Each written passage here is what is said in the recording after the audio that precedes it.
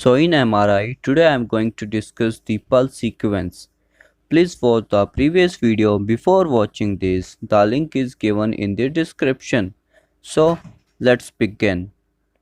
Pulse sequence. Basically, pulse sequence, in which pulse sequence we going to study the four types, basically spin echo sequence, inversion recovery, gradient echo sequence, and ultra fast sequence.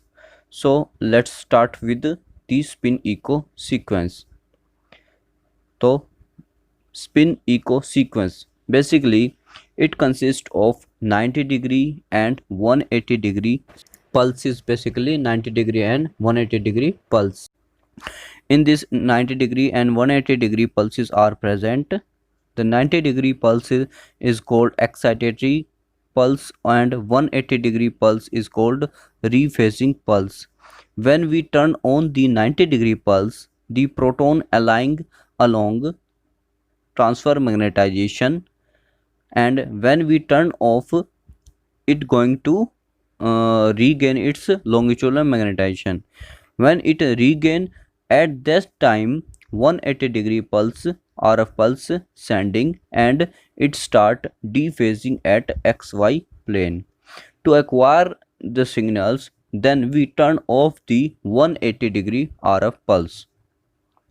When we turn off the 180-degree RF pulse, our proton releasing energy, or you can say some signals which we acquired by the receiving coil. This is basically called the spin echo, and by acquiring these signals by the receiving coil, we made the, or you can say image are formed in the MRI. Basically this is the basics of spin echo sequence. We must remember the point is when first we apply 90-degree pulse and then 180-degree RF pulse. This is all about the spin echo sequence. And by acquiring signals from the hydrogen proton after turn off the 180-degree pulse, we can MRI image formed. Here you can see the diagram of this spin echo. First you can see here the 90-degree pulse, then 180-degree pulse, and in the end the echo are generated, means the signals from the hydrogen proton are acquired by the receiving coil. These signals are called basically echo. And here you can see the diagram of the full explanation of spin echo. Here you can say RF pulse, basically for slice selection gradient, and then we apply 90-degree RF pulse, which makes, or you can say which turn the hydrogen proton along transfer magnetization. Then we apply 180-degree RF pulse. Here you can see the slice selection gradient and phase encoding gradient and frequency encoding gradient. Their work is different in the getting MRI image.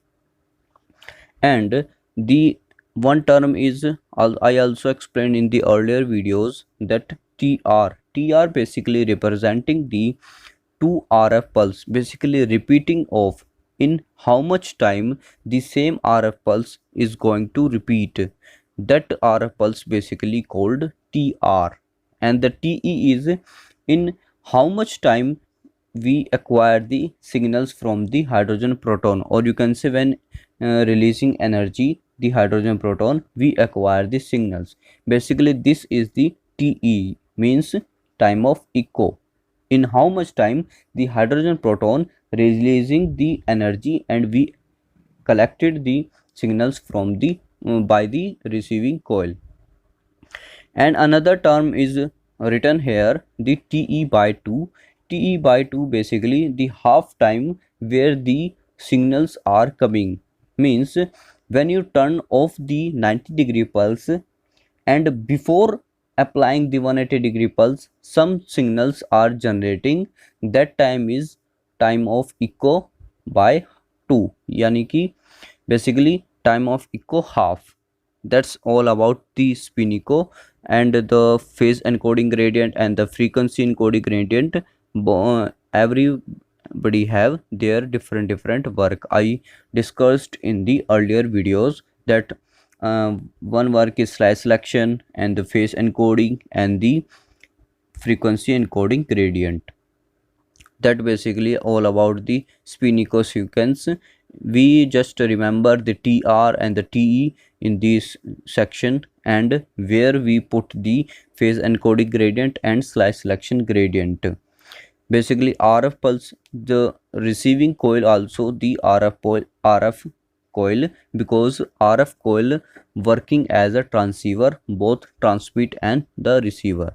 So this is all about spin echo. I hope you clear out all the points. And one point you must remember, that spin echo is the mother of all sequence. Means this is the basic sequence to understanding the upcoming sequence in the MRI.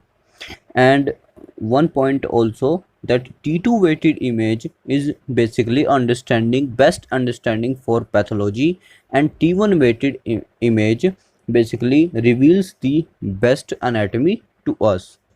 So we should remember these points also. So that's all for this video. Do subscribe if you like, and thanks for watching.